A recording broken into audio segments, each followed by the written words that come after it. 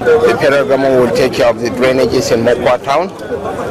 Yeah, the president has already directed the Minister of State for Agriculture to relocate to Mina for the next 1 week to see that 20 trucks of assorted food commodities are delivered to this distressed community.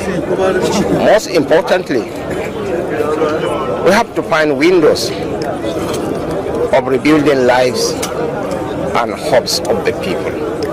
The federal government will expend 2 billion naira in partnership with the Niger State government to see that homes destroyed by this flood are reconstructed.